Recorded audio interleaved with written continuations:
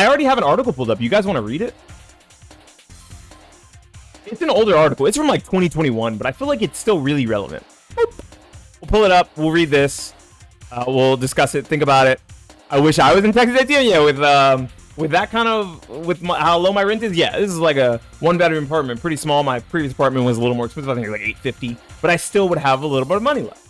Maybe it was like $750, right? But that's just how it be. You know, you live in the means that you can afford. Now, I'm gonna crack open this cold. It's not cold. Let's crack open this warm, sparkling water. I'm weird.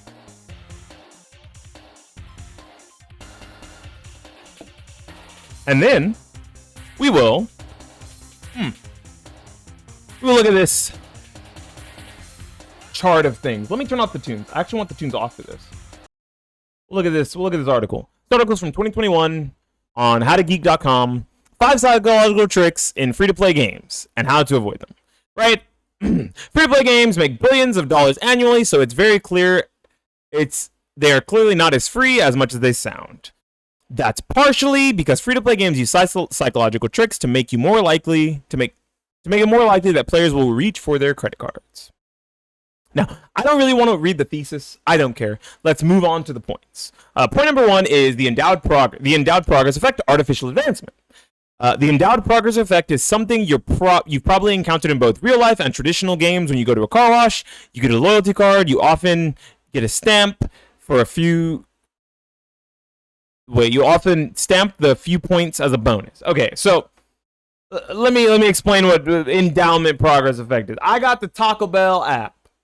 We're gonna put this in a layman's terms. I got the Taco Bell app. The Taco Bell app allows me, after I spend a certain amount of money, to get something free. Okay, like you got to spend like $25 to get something worth about $5. Pretty bad fucking value, if you ask me, right? But you're doing it over time, and it goes up as over time. Now, that is pretty healthy, right? The fact that you can just keep gaining points and stuff, right? We'll talk about that. In a lot of these, you keep gaining the points. You can use the points to redeem yourself some free food later after you spend some amount of money. Let's say $10, you get yourself about $2.50 worth of value. $20, you get yourself about $5 worth of value. $30, you get yourself about $10 worth of value, right? $40, you get $10 worth of value. Let's look at it that way. Very simple, quick math. That's generally how it works for a lot of these. This is actually a trick that makes you more likely to want to complete the set. This effect is a curious situation where people want to finish a set of things that that have been artificially started for themselves by someone else. In a traditional game such as Skyrim, you may overhear 2 characters speaking and a quest line is automatically started, or you may pick up an item and are told that there are 9 more around. Although you didn't choose to begin the task, you feel a compulsion to finish it. So don't be surprised when you are gifted the first part of a set in a free-to-play game. This comes along when on the free track, you get like one of the shitty items in a set of cool items, and then if you buy the battle pass, you get all the cool shit a few tiers later, right? You get like 2 of the shittier parts of that, and maybe you get like the pickaxe and the wrap for free. And then if you want the skin and the back bling and the glider, you got to get the battle pass. You pay for the battle pass, boom, you get everything else. Now, another good example is in non-free-to-play games, this exists too, but it's not as egregious, right? We can look at something as old as Assassin's Creed 2. In Assassin's Creed 2, you talk to Patricio at the beginning of the game. Patricio, you talk to your younger brother, unfortunately, who is executed. Really sad. Rest in peace, Ezio's whole family and bloodline and all that stuff. Anyways, you talk to Patricio. He's collecting feathers. He loves feathers. And so he gives you one, I think, or you find it around when he dies. And now you're on a task to find 100 fucking feathers, and it's not even a main objective because your little brother died and you want to finish his quest for him to find all the fucking feathers. That is another form of the endowed progress effect, right? Artificial advancement, right? But that's, of course, innocuous, way less deplorable or predatory. It's not so bad. Now, it says how to fight the endowed progress. This one is tough because you feel compelled to complete a set or list of things. Ask yourself who you're doing it for. Did you start this work or were you told to do it? Only keep doing it if you want to. I think you can kind of use that. You can use that only keep doing it or only buy it if you want to for all of these. Now, let's look at loss aversion bias. This is the second one and the one we just talked about earlier today.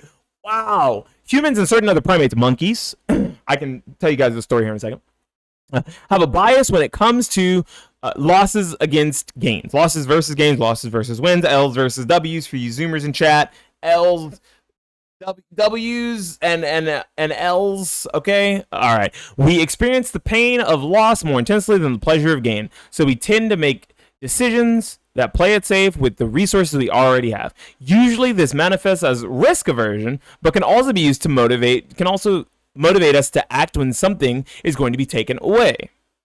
When you're given a reward that goes away unless you do something to maintain it, our tendency to avoid the losses can make us log in just so you don't miss that 7-day bonus streak, right? That's a perfect example, right? If I log into Bing every day, Bing, which is the thing I use, if I log into Bing and I use Microsoft Edge and use Bing every day, I search 3 things, I get 15 points towards like free rewards, legitimately free, 100%, right? I'm working my way to a $5 Taco Bell gift card right now, speaking of Taco Bell earlier. If I do that every day for 6 days, the 7th day, I get 100 points, right? And on the little chart thingy, let me show you guys. I can actually show you guys a real world example. Taco Bell. I love Taco Bell. As a real world example here, you're going to see that number go up. Boom, you saw that number go up? Went up to 15. I got 5 just for doing it. Now, it looks like if you do 12 days altogether, you get 1,000. If you do 12 puzzle pieces, you get 1,000. So that is a huge step towards one of the rewards to make you want to keep logging in every day to Bing and keep searching and using their engine. They probably get money used for all the searches that happen and stuff. But they'll give you the Taco Bell rewards or pizza and all that stuff. So I don't mind. It's free money. I'm going to log in to Bing anyway, and I can just search RuneScape stuff for Taco Bell every day. It's no problem at all. Don't you worry. It doesn't affect me in the slightest because it's not actually harming me. Now, in something like Rumble Club, which we just discussed earlier, you can grind the full summer game pass, summer game event, whatever you want to call it, but you won't get any of the rewards until you pay for tier 3. Tier 1 and tier 2 are free, the gold and the bronze emote, but then tier 3 is 140 gems for $7, same amount that it costs in the shop. But then after that, you can get everything else in the pass. The gold and silver medals, the 100 extra gold, the laurel, and I think there's like one other thing, right? So you get all of those things after you pay that, but you've already earned the rewards. Don't let them go away. You have 12 days. You have 12 days. Time gating is also a big one, but time gating specifically, we'll talk about that later because I believe that's another one of the points. I don't know if that's one of the points. Artificial scarcity might be considered time gated, right? That's how they use FOMO, fear of missing out, all that stuff. Another thing about loss aversion is I can show you guys something really cool on my phone here. Loss aversion. This will also play into number 3, which is artificial scarcity. Right. First of all, how do you run out of fucking Steam keys for a digital game? Fuck you. Right. That's the first thing. I can open up my Taco Bell app. You guys might not be able to see it. Boom. We're at my Taco Bell app. I have 9 points out of 9 points out of 250. Okay. Let me go to the main screen. Let me go to the big screen where you guys can see my face and shit. Okay. Come on. Race this camera. And there we go. We have 1 free fire tier reward. But look when it expires. Well, I've already earned the reward. You're telling me if I don't use it by August 20th, it's gone. It just disappears. The $25 that I spent stops being relevant and doesn't give me a reward after all if I don't use it within a certain amount of time. That's loss aversion. It makes you want to make sure that you use that free reward or something you've gained is just going to be taken away from you. It is also number 3, artificial scarcity. Let's read the loss aversion thing. How to fight loss aversion. Be rational. Weigh up the amount of effort you need to exert yourself to keep something versus how much that thing is actually worth. Only commit if you really want the perk that's running out. It's just like a battle pass, right? You can think about all the things you unlock in a battle pass on the free tier, and you made it to tier 100, but all the stuff at the bottom is going to disappear if you don't pay for the battle pass. And you already earned it. You should just pay for it real quick. Haha. Artificial scarcity. We value things that are scarce or unique. That's a lie. I would love for everything to be really easy to get and that it wouldn't be artificial or scarce. I would love if all the Victrix sticks that have the cool characters on them to not be only 500. I mean, the 500 of each or whatever, 1,000 of each. I don't remember how many they made. I would love for them to just keep printing those because they're really cool. That's fucking stupid. I hate artificial scarcity. You already have the mold, bitch. Keep doing it. Artificial scarcity is a tried and tested marketing technique, right? They did it with Beanie Babies a long time ago. I think Beanie Babies is a perfect example. They did it with Beanie Babies a long time ago.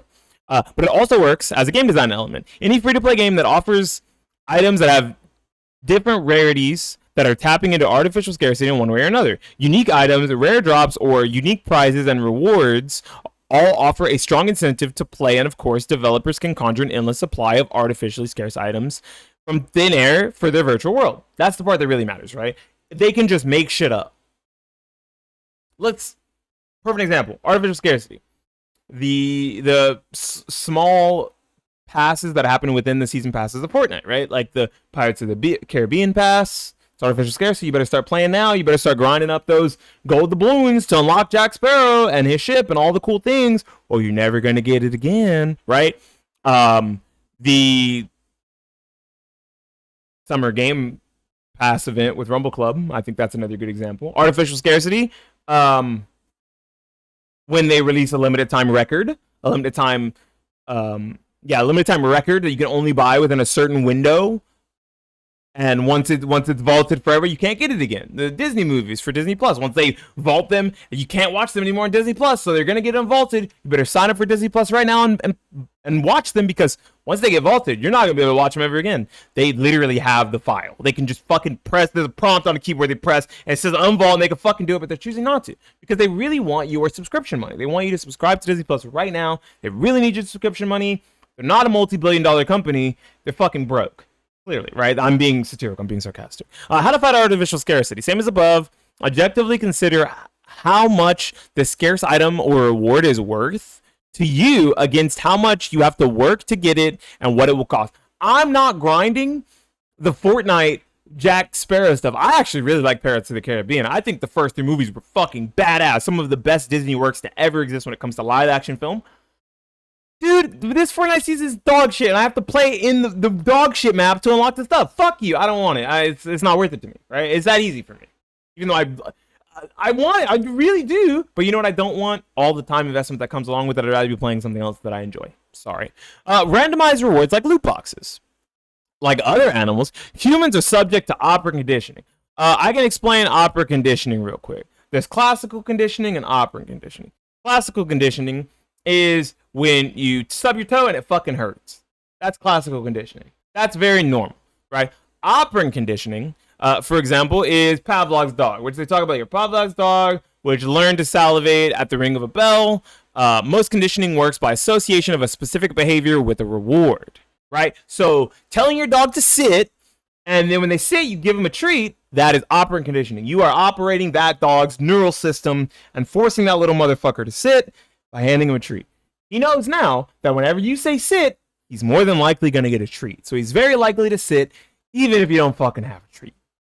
Don't do it to your dog. That's fucking mean. If you tell your dog to sit and you got treats around, give your little fucking hunk of adorableness a fucking hug and a treat for me, please. Thanks.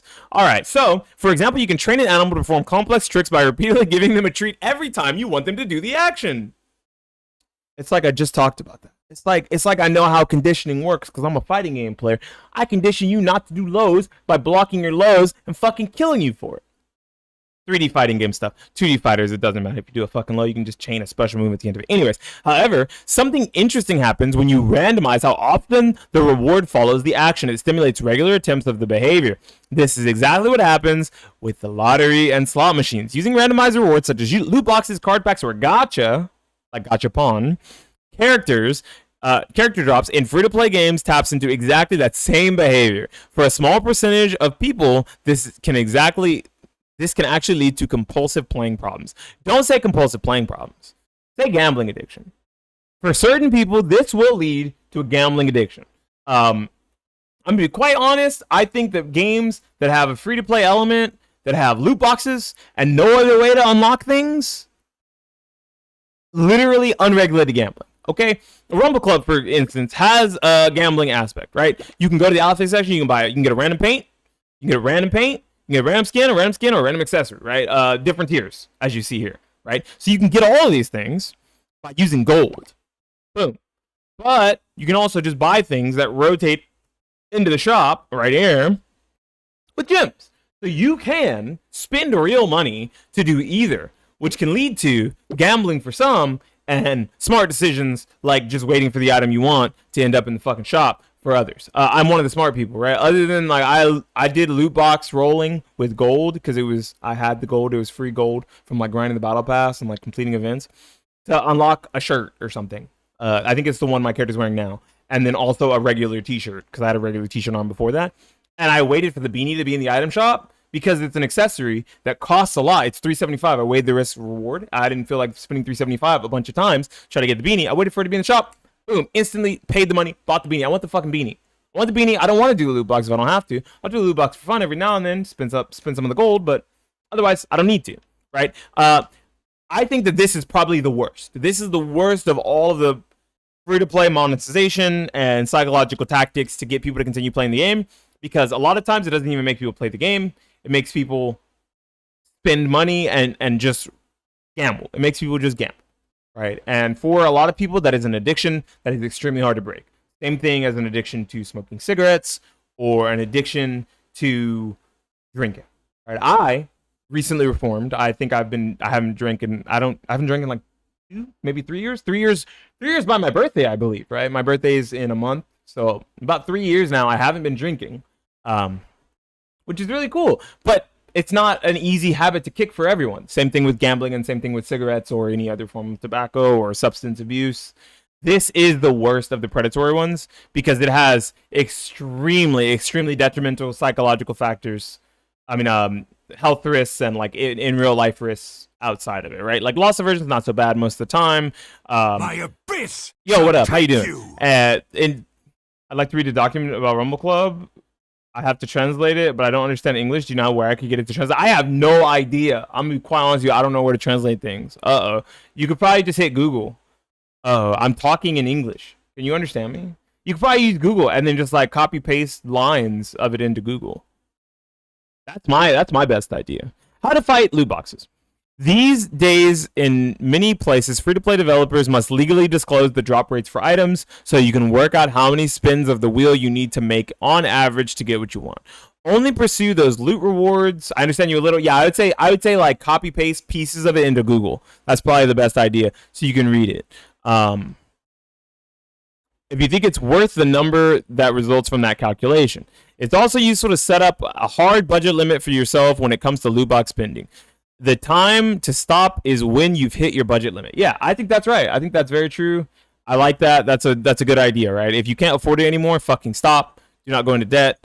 Supporting loot boxes, supporting gambling, supporting a video game, right? I am going to buy the summer game event pass thing because it's like $7 and I have the $7 to spend on Friday before the event runs out, which is good. But if I didn't have the $7 and it was going to run out Thursday and I couldn't afford it, I'm not going to fucking take out a loan to support the game. It's just duh. It's not feasible. It's really stupid. Not a good idea. Now, this is the last one. I also don't think this one's that bad. This one's not that bad. Social comparison and friend leaderboards. This happens in like every game, right? I can show you guys an example in fighting games, right? In fighting games on Steam, I think it also is the same way on PlayStation and Xbox. You can see where your friends are on Tekken 8 in ranked if they're close to you in rank within like a three rank proximity. If I log on right now and I play a ranked game, I'm gonna see my friends who are also in Fujin, Raijin, and Kishin because those are close enough ranks to me that it'll show me where they are. If they're behind me, hey, don't let your friend pass you, dude. Or in front of me, hey, you gotta pass your friend, bro, to continue making you want to play. And the longer you play, maybe you're more likely to hit that item shop and buy one of the old school classic Tekken skins that should have been in the game since launch. But instead, they're gonna fucking resell them to you, which is a better idea for them because it makes them the mucho dinero, it makes them the money, it makes them the bucks, and everybody wants the bucks, right? Can you give me a link to the page? I don't know what document you're referring to, by the way. Social comparisons aren't as effective when the gap is too large. This is why it's also a good idea to use leaderboards that compare a player to those who are ahead or just behind them or other players whom they know personally. This promotes competition between the players, and that's good for the bottom line of the developer. What did I just say? Wow, I skipped these other parts. It kind of works the same way in Rumble Club, right? Like, I want to keep grinding because if I look at the leaderboards here for crowns, I'm not in the top 100. I want to be in the top 100. I got to keep grinding, man. Let me show you guys what I mean. Hold on. This leaderboard actually takes a long time to load, which is really fucked up.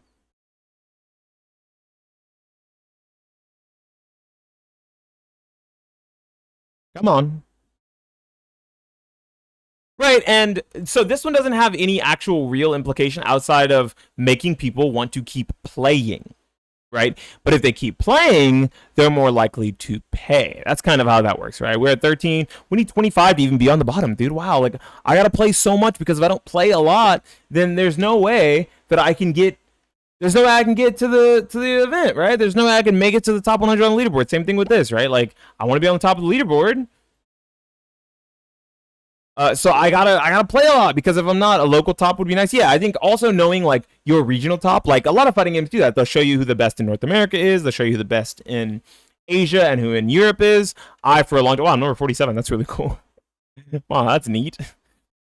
For a long time, was within the top 5 the Solomon players in the world, and I was number 1 in the United States on PlayStation and on Xbox, right? The Solomon, the character for Soul Calibur. You can even look at character-specific leaderboards in some instances for some games, right? Deck-specific leaderboards, like, oh, you play this archetype, how many of you mono red players are in Mythic, or whatever, things like that. And that allows you to want to keep playing, which leads to you potentially paying. Like I said, I don't think this was the worst. This was not that bad. How to fight social comparisons. This one might be the toughest of all. I don't think so. You need to ask yourself who you're trying to impress. The thing about keeping up with the Joneses is that often Mr. and Mrs. Jones don't equally pay attention to you either way. Put your feelings of social inadequacy into context and decide if it really matters. Yeah, like, are you trying to impress your friends? Are you trying to impress yourself? Are you trying to prove that you can do it, right? Is it like a challenge or a goal for yourself? Or are you doing it because you want some sort of gratification for it? Because generally, most of these games don't have real rewards or gratifications for making it to the top. It's not really something that they do. You just, okay, well, you made it. Anyways, next season, right? And a list of friends, yeah, like same deal. So these are some of the ways that free-to-play games get you to keep playing, which can lead to you continue paying. These are just things to look out for, right? I don't really have hard and fast rules against them. The one I dislike the most is definitely randomized rewards like loot boxes, if it's the only way to unlock and get things in the game. Was closely followed by artificial scarcity, right? I hate FOMO, bro, like so much. I think it's really annoying when we all know that it's just some fucking digital file on a server or on a network that you can just turn off and on whenever the fuck you want, and you make it really hard for people to get the things they want, right? Really sucks, right? Like, I play this game, I got my little character, kind of looks like me. Hi, hello there. Kind of looks like me, right? And I go into the outfits, and you know what sucks? I realized that there's not a lot of girl-looking outfits, right? Like, there's the ooh one, or the lashes, right? But she ain't got no clothes on, that really sucks. Nothing in blue, I mean, nothing in uncommon, right? In rare, nothing. In Epic, there's 2, right? Miss Mystic and Ooh, right? Those 2, very girl looking. And then Mermaid, right? And I think also Road Warrior, and I think there's one more that came out. Oh, Imru's outfit. When the hell did I get Imru's outfit? There's one more. It like came in the battle pass. It was like the Queen's something. The Queen's robe? I don't know where it's at. Oh, I own it. That's why I couldn't find it. The Queen's robe, right? My wife plays, and I wanted my wife to be able to have a girl outfit if she wanted it. So unfortunately, because FOMO and artificial scarcity is a thing, I just said fuck it and went over to offers and went on her account and paid for this. I just bought her this, so she'd at least have the pigtails and she could match it with whatever outfit she happens to have, if there's anything that looks girly enough. That's what I wanted her to be able to do. It's really unfortunate that I had to do that. I shouldn't have to do that. That's really corny. I hate artificial scarcity. Those are the 2 that I dislike the most. Which ones do you guys dislike the most? Or do you dislike them all? Do you fucking hate free-to-play games and all of the tactics they use to keep you playing and paying? Tell me in the comment section down below. Subscribe to the channel if you want more talk segments just like this, because I talk about things a lot whenever I feel like it. And subscribe to the channel if you want to see more things like this. Like the video, please. Moreover, subscribe, because I would love to get to 1,000 subscribers so I can make that mucho dinero on YouTube. This has been Beanie Thuggish for the YouTubes, talking about the psychological tricks to make you keep playing free-to-play games, and maybe even paying in your free-to-play games. Signing out and saying peace.